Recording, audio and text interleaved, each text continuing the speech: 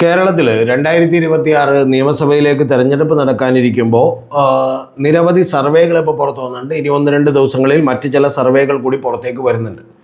ആ സർവേകളെല്ലാം തന്നെ നമ്മൾ വിശദമായി പരിശോധിക്കുമ്പോൾ അതിലെല്ലാം തന്നെ അറിയാൻ കഴിയുന്നത് വളരെ ടൈറ്റായിട്ടുള്ള ഒരു കോമ്പറ്റീഷനാണ് എന്നുള്ളതാണ് നമുക്ക് മനസ്സിലാക്കാൻ കഴിയുന്ന ഒരു കാര്യം.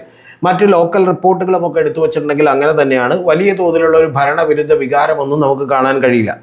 അങ്ങനെ നമ്മൾ എടുത്തു നോക്കുമ്പോൾ ഏറ്റവും പ്രധാനപ്പെട്ട കാര്യമെന്ന് പറയുന്നത് ഈ 57-58 സീറ്റുകളിലേക്ക് ഉറപ്പായിട്ടും തന്നെ LDFന് നേടാൻ കഴിയും, ഏതാണ്ട് ഉറപ്പിച്ച് തന്നെ LDFന് നേടാൻ കഴിയും എന്ന് പറയുന്ന ഒരു കാര്യമാണുള്ളത്.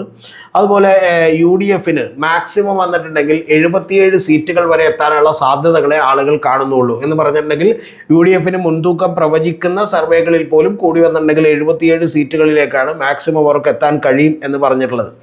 അപ്പോൾ അതിൽ തന്നെ ഞാനിപ്പോൾ നിങ്ങളോട് ഈ വീഡിയോയിൽ വിശദമായിട്ട് പോകുന്നില്ല. അടുത്ത വീഡിയോ മുതൽ ഞാൻ ഏതാണ്ട് ഒരു 4 ജില്ലകളിലുള്ള ഒരു അനാലിസിസ് നടത്തിക്കൊണ്ട് അവിടേക്ക് എത്ര സീറ്റുകൾ വീതം കിട്ടും എന്ന് പറയുന്ന ഒരു കണക്കുകളിലേക്ക് കൂടി വരാം. 4 ദിവസങ്ങൾ കൊണ്ട് നമ്മൾ ഈ 14 ജില്ലകളും തന്നെ കവർ ചെയ്യാം എന്നുള്ളതാണ് ഞാൻ വിചാരിക്കുന്നത്. പക്ഷേ എൻ്റെ ആദ്യത്തെ ഒരു അസസ്മെൻറ്റ് തന്നെ പറയട്ടെ, ഒരു 73 മുതൽ 78 സീറ്റുകൾ വരെ നേടിക്കൊണ്ട് വളരെ കൃത്യമായി LDF അധികാരത്തിലേക്ക് എത്തും എന്നുള്ളതാണ്. ഒരു 20-25 സീറ്റുകൾ അല്ലെങ്കിൽ തീർച്ചയായിട്ടും ഒരു 21 മുതൽ 25 സീറ്റുകൾ വരെ നഷ്ടപ്പെടാനുള്ള 26 സീറ്റുകൾ വരെ നഷ്ടപ്പെടാനുള്ള സാധ്യതകൾ LDFനുണ്ട്. LDFന് എന്താണെങ്കിലും 99-ന് മുകളിലേക്കുള്ള ഒരു നേട്ടമൊന്നും ഉണ്ടാകാൻ സാധ്യതയില്ല എന്നുള്ളതാണ് നമുക്ക് പറയാൻ കഴിയുന്ന ഒരു കാര്യം. ഇപ്പം ഇതിൽ തന്നെ ഞാൻ വളരെ വിശദമായി വളരെ ആഴത്തിൽ പരിശോധിച്ചതിന് ശേഷം മനോരമയുടെയൊക്കെ സർവേയിലുള്ള ചില അബദ്ധങ്ങളൊക്കെ ഞാൻ നിങ്ങളോട് പറഞ്ഞിരുന്നല്ലോ.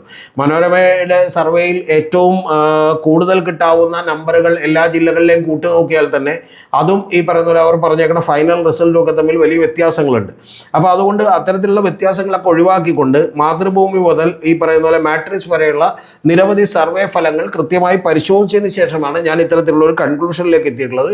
എൻ്റെ ഒരു വിശ്വാസം ഇപ്പോൾ ഏറ്റവും ഫൈനൽ റിസൾട്ട് ഞാൻ അടുത്ത ദിവസം പറയാം. പക്ഷെ എങ്കിൽ പോലും ഇപ്പോൾ നമ്മളൊരു തെരഞ്ഞെടുപ്പ് നടത്തിയാൽ ഉണ്ടാകാൻ പോകുന്ന സിറ്റുവേഷൻ ഞാൻ വിചാരിക്കുന്നു ഒരു 73 സീറ്റിനും 78 സീറ്റിനും ഇടയിൽ LDF അധികാരത്തിലേക്ക് വരും എന്നുള്ളതാണ് ഞാൻ വിചാരിക്കുന്ന ഒരു കാര്യം. അപ്പോൾ അതിൽ ഇപ്പോൾ LDFന് കിട്ടാൻ കഴിയുന്ന മണ്ഡലങ്ങൾ എന്ന് പറയുന്നത് ഏതാണ് എന്നുള്ളത് നമുക്കൊന്ന് ഓടിച്ച് പരിശോധിക്കാം. ഇതിലൊക്കെ ചില വ്യത്യാസങ്ങളുണ്ട്, പക്ഷേ എല്ലാ സർവേകളിൽ നിന്നും എടുത്തിട്ടുള്ള ഒരു കാര്യമാണ് ഞാൻ നിങ്ങളോട് പറയുന്നത്. അതിലൊന്ന് തീർച്ചയായിട്ടും ഈ പറയുന്ന LDFൻ്റെ ഉദുമ അങ്ങനെയാണ്, കാസർഗോഡ് അങ്ങനെയാണ്, തൃക്കരിപ്പൂർ അങ്ങനെയാണ്, പയ്യന്നൂർ അങ്ങനെയാണ്, കല്യാശ്ശേരി, തളിപ്പറമ്പ്, അഴീക്കോട്, കണ്ണൂർ ഇത്തവണ വലിയ മത്സരം നടക്കുകയാണ്, ധർമ്മടം, തലശ്ശേരി, കൂത്തുപറമ്പ്, മട്ടന്നൂർ, പേരാവൂർ, പേരാമ്പ്ര, അതുപോലെ ബാലുശ്ശേരി, എലത്തൂർ, കോഴിക്കോട് നോർത്ത്, ബേപ്പൂർ, ചില സർവേകൾ അതുപോലെ കൊടുവള്ളി പറഞ്ഞിട്ടുണ്ട്. പക്ഷേ കൊടുവള്ളിയിൽ അത്രത്തോളം ഒന്നും ഉറപ്പില്ല. അവിടെ പീക്ക് ഫിറോസാണ് മത്സരിക്കുന്നത്. അവിടെ വലിയ ടൈറ്റായിട്ടുള്ള മത്സരമാണ്. തിരുവമ്പാടി, അവിടെ തിരുവമ്പാടിയിൽ ലിൻഡോയെ തോൽപ്പിക്കുക കുറച്ചുകൂടി ബുദ്ധിമുട്ടുള്ള കാര്യമാണ്. പട്ടാമ്പി, അതുപോലെ ഷൊർണൂർ, കോങ്ങാട്, മലമ്പുഴ, നെന്മാറ, ആലത്തൂർ, ചേലക്കര. മലമ്പുഴയിലും ഈ പറയുന്ന സി കൃഷ്ണകുമാറുമായിട്ട് വലിയ ഫൈറ്റ് നടക്കുകയാണ്. പക്ഷേ അവിടെ ജയിക്കാനാണ് സാധ്യത. ചേലക്കര, കുന്നംകുളം ഇത്തരത്തിലുള്ള മണ്ഡലങ്ങളാണ് LDFന് ഏതാണ്ട് ഉറപ്പായിട്ട് നമുക്ക് പറയാൻ കഴിയുന്ന ഒരു കാര്യം. പിന്നെ അതുകൂടാതെ LDFന് കുറച്ചുകൂടി അടുത്ത ജില്ലകളിലേക്ക് വരുമ്പോൾ വടക്കാഞ്ചേരിയുണ്ട്, ഒല്ലൂരുണ്ട്, നാട്ടികയുണ്ട്, പുതുക്കാടുണ്ട്, കൊടുങ്ങല്ലൂരുണ്ട്, കളമശ്ശേരിയുണ്ട്, ദേവികുളമുണ്ട്, ഉടുമ്പൻചോലയുണ്ട്, ഇടുക്കിയുണ്ട്, അതുപോലെ വൈക്കമുണ്ട്, ഏറ്റുമാനൂരുണ്ട്, അരൂരുണ്ട്, ചേർത്തലയുണ്ട്, ആലപ്പുഴയുണ്ട്. ഇതെല്ലാം തന്നെ ഏതാണ്ട് LDF ജയിക്കും എന്ന് ഉറപ്പിക്കുന്ന മണ്ഡലങ്ങളാണ് എല്ലാ സർവേകളിലും തന്നെ. അതുപോലെ അമ്പലപ്പുഴയുണ്ട്. അമ്പലപ്പുഴയിൽ പക്ഷേ G സുധാകരനാണ് മത്സരിക്കുന്നത്. അത് ഞാൻ വിചാരിക്കുന്നില്ല ജയിക്കുമെന്ന്. G സുധാകരൻ ജയിക്കാനുള്ള സാധ്യതകളുണ്ട്.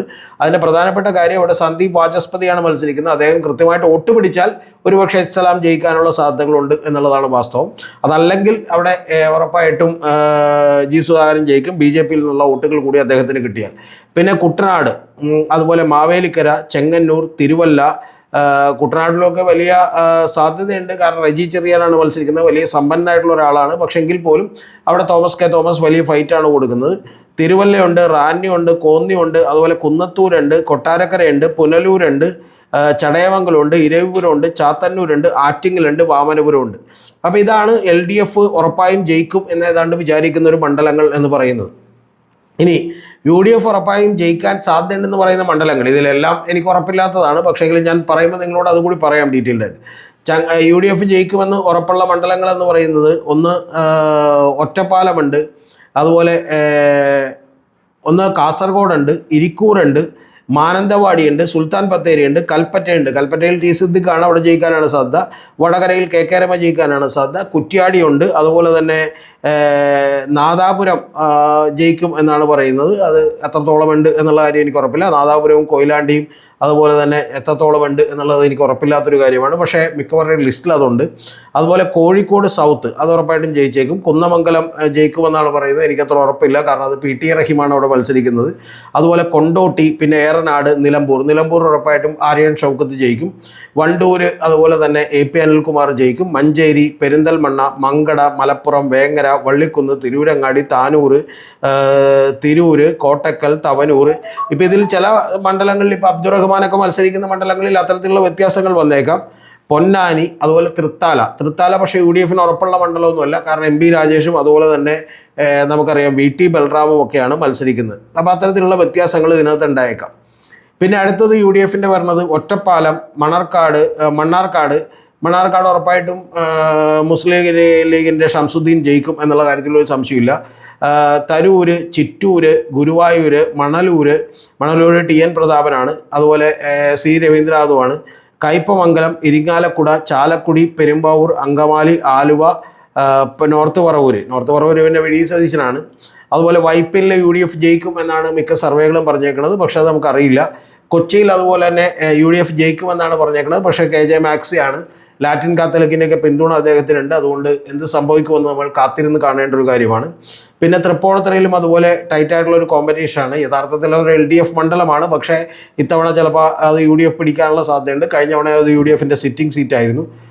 പിന്നെ എറണാകുളത്ത് അവർ ഉറപ്പായിട്ടും ജയിക്കും, TJ വിനോദ് ജയിക്കും. തൃക്കാക്കരയിലും ഉറപ്പായിട്ടും ജയിക്കും, അത് ഉമാ തോമസ് ആണ്. അതുപോലെ കുന്നത്തുനാട് VP സജീന്ദ്രൻ ഇത്തവണ ജയിക്കാനാണ് സാധ്യത. പിറവത്ത് അതുപോലെ തന്നെ ഉറപ്പായിട്ടും എന്ത് ചെയ്യും, ജേക്കബ് ജയിക്കും. അതുപോലെ മൂവാറ്റുപുഴയിൽ മാത്യു കുഴൽനാടൻ ജയിക്കാൻ സാധ്യതയുണ്ട്. കോതമംഗലത്ത് അത് UDF കിട്ടും എന്നാണ് പറഞ്ഞേക്കുന്നത്, പക്ഷെ അത് ഇത്തവണ ആൻ്റണി ജോൺ എന്ന് പറയുന്ന LDF സിറ്റിംഗ് MLA ആണ്. അദ്ദേഹം വലിയ ജനകീയനായിട്ടുള്ളൊരു മനുഷ്യനാണ്. കോതമംഗലത്ത് നമ്മുടെ കേരള കോൺഗ്രസിൻ്റെ സീറ്റാണ്, പക്ഷെ അത് ജയിക്കുമോ ഇല്ലയെന്ന് നമുക്ക് ഉറപ്പുള്ള ഒരു കാര്യമല്ല. അതുപോലെ തൊടുപുഴയുണ്ട്, പീരുമേടുണ്ട്, പാലായുണ്ട്, കടത്തുരുത്തിയുണ്ട്, കോട്ടയമുണ്ട്, പുതുപ്പള്ളിയുണ്ട്. ഇത്തരത്തിൽ പുതുപ്പള്ളിയിൽ ഉറപ്പായിട്ടും ചാണ്ടി ഉമ്മൻ ജയിക്കും എന്നുള്ള കാര്യത്തിലൊരു സംശയമില്ല. അപ്പോൾ ഇത്തരം മണ്ഡലങ്ങളാണുള്ളത്. പിന്നെ ഉള്ളത് ചങ്ങനാശ്ശേരിയുണ്ട്, കാഞ്ഞിരപ്പള്ളിയുണ്ട്, പൂഞ്ഞാറുണ്ട്, ഹരിപ്പാടുണ്ട്. ഈ പൂഞ്ഞാറിലൊക്കെ ഇപ്പോൾ സിറ്റിംഗ് MLA LDF ആണ്, പക്ഷേ UDF പിടിച്ചെടുക്കും എന്നുള്ളതാണ് ഇവർ പറഞ്ഞേക്കുന്നത്. അതുപോലെ ഹരിപ്പാട് ഇപ്പോൾ രമേശ് ചെന്നിത്തലയാണ്, നമുക്കറിയാം. ആറന്മുളയിൽ വീണ ജോർജും അബിൻ വർക്കിയായിട്ടുള്ള പോരാട്ടമാണ്. അതിൽ ചില സർവേകളൊക്കെ തന്നെ പറയുന്ന അബിൻ വർക്ക് ജയിക്കും എന്നുള്ളതാണ്. അതുപോലെ അടൂരുണ്ട്, കരുനാഗപ്പള്ളിയുണ്ട്, ചവറയുണ്ട്, പത്തനാപുരമുണ്ട്. പത്തനാപുരത്ത് പക്ഷേ ഇതൊക്കെ തെറ്റായിട്ടാണ് എനിക്ക് തോന്നുന്നത്, കാരണം UDF ജയിക്കാനുള്ള സാധ്യതയൊന്നുമില്ല. പത്തനാപുരത്ത് എന്തൊക്കെ തന്നെ ബുദ്ധിമുട്ടിയാലും ഏറ്റവും ഒടുവിൽ KB ഗണേഷ് കുമാർ തന്നെ ജയിക്കാനാണ് സാധ്യത, വലിയ ഭൂരിപക്ഷത്തോടുകൂടി തന്നെ. കുണ്ടറയിൽ കഴിഞ്ഞ തവണ നമുക്കറിയാം PC വിശ്വനാഥ് ജയിച്ച മണ്ഡലമാണ്. അതുപോലെ കൊല്ലം മുകേഷിൻ്റെ കയ്യിലിരുന്നതാണ്. ഇത്തവണ അവിടെ ബിന്ദു കൃഷ്ണ ജയിക്കാൻ സാധ്യതയുണ്ടെന്നാണ് ചില സർവേകളൊക്കെ തന്നെ പറയുന്നത്. അതുപോലെ വർക്കല, ചിറയൻകീഴ്, നെടുമങ്ങാട്, വട്ടിയൂർക്കാവും മുരളീധരനാണ് അവിടെ, പക്ഷേ VK പ്രശാന്തിനാണ് നേരിടുന്നത്. എത്രത്തോളം അത് സാധ്യമാകുമെന്ന് എനിക്കറിയില്ല. തിരുവനന്തപുരം എന്ന് പറയുന്ന മണ്ഡലത്തിൽ ഇപ്പോൾ CP ജോണാണ് മത്സരിക്കുന്നത്. അപ്പോൾ അദ്ദേഹം ജയിക്കും എന്നുള്ളതാണ് ചില സർവേകളൊക്കെ തന്നെ പറഞ്ഞേക്കുന്നത്. അതുപോലെ തന്നെ അരുവിക്കര, പാറശാല, കൊട്ടാരക്കര, കാട്ടാക്കട, കോവളം, നെയ്യാറ്റിങ്കര, അതിൽ ഇതുപോലെ അരുവിക്കരയൊക്കെ ജയിക്കൽ എത്രത്തോളം സാധ്യമാണെന്ന് നമുക്കറിയില്ല. അപ്പോൾ ഇത്തരത്തിൽ ഉള്ള ചില നിഗമനങ്ങളിലേക്കാണ് അവരെത്തിയിട്ടുള്ളത്. ഇതിൻ്റെ വിശദമായ കാര്യങ്ങളുമായിട്ട് ഞാൻ അടുത്ത ദിവസം വരാം. ഓരോ മൂന്ന് ജില്ലകളും എടുത്ത് നമുക്ക് എന്ത് ചെയ്യാം, കൃത്യമായിട്ടുള്ള വിശകലനങ്ങളിലേക്ക് വരാം. അടുത്തത് NDA ജയിക്കണമെങ്കിൽ ഏതെങ്കിലും സാധ്യതയുള്ള 5 മണ്ഡലങ്ങളാണുള്ളത്. ഒന്ന് മഞ്ചേശ്വരമാണ്, അത് നമുക്കറിയാം. K സുരേന്ദ്രൻ മത്സരിക്കുന്ന മണ്ഡലമാണ്. AKM അഷ്റഫുമായി മത്സരിക്കുന്ന മണ്ഡലമാണ്. അവിടെ ജയിക്കാനുള്ള സാധ്യത വളരെ വളരെ വളരെ കുറവാണ്. അത് അദ്ദേഹം നല്ല ഫൈറ്റർ അല്ലാത്തതുകൊണ്ടല്ല, പക്ഷേ അത് സാധ്യതകൾ വളരെ കുറവാണ്. രണ്ടാമത്തേത് പാലക്കാടാണ്. പാലക്കാട് ശോഭാ സുരേന്ദ്രൻ ജയിക്കാൻ സാധ്യതയുണ്ട് എന്നുള്ളതാണ് ചില സർവേകൾ പറഞ്ഞേക്കുന്നത്, പക്ഷേ അവിടെ രമേഷ് പിഷാരടിക്കും ഒക്കെ തന്നെ ഈക്വലായിട്ടുള്ള സാധ്യതകളാണുള്ളത്.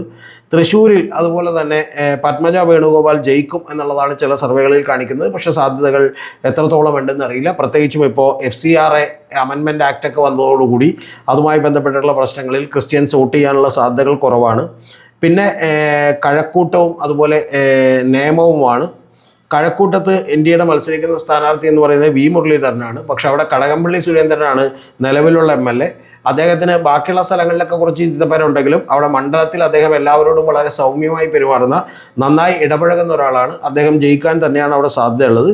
നേമത്താണ് ഏറ്റവും കടുത്ത പോരാട്ടം നടക്കുന്നത്. പൊളിറ്റിക്കലി തന്നെ ഒരു വലിയ വോട്ട് ബാങ്ക് BJPക്കുള്ളൊരു മണ്ഡലമാണ്.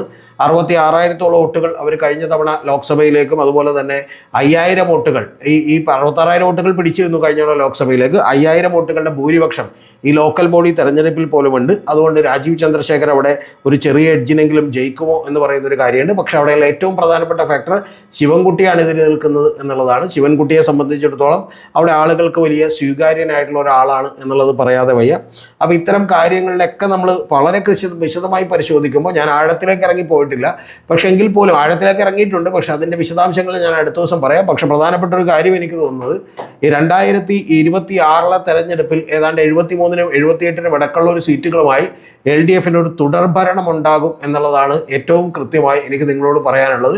ഇതിൻ്റെ വളരെ വിശദമായിട്ടുള്ള കണക്കുകളുമായി ഞാൻ എന്ത് ചെയ്യാം, ചിലപ്പോൾ എന്തെങ്കിലും വ്യത്യാസങ്ങൾ കൂടി വന്നേക്കാം ഈ സീറ്റുകളിൽ. കാരണം ഇനി പോകെ ദിവസങ്ങളിൽ ചിലപ്പോൾ മനോരമയുടെ, മാതൃഭൂമിയുടെ സർവേ എന്ന് വരാനുണ്ട്, അതുപോലെ ന്യൂസ് മലയാളത്തിൻ്റെ വരാനുണ്ട്. ഇങ്ങനെ പല സർവേകളും വരുമ്പോൾ ചിലപ്പോൾ അതിൽ വ്യത്യാസങ്ങൾ കൂടി ഉണ്ടായേക്കാം. ആ വ്യത്യാസങ്ങളോടുകൂടി അടുത്ത 3 ദിവസങ്ങളിൽ നമ്മൾ വളരെ കൃത്യമായിട്ട് ഇത്തരത്തിലുള്ള ഒരു ഡാറ്റാബേസ്, അതായത് 3 ജില്ലകൾ കൂടി പരിശോധിച്ചുകൊണ്ടുള്ള ഡാറ്റാബേസുമായി നിങ്ങളുടെ മുന്നിലേക്ക് വരാം.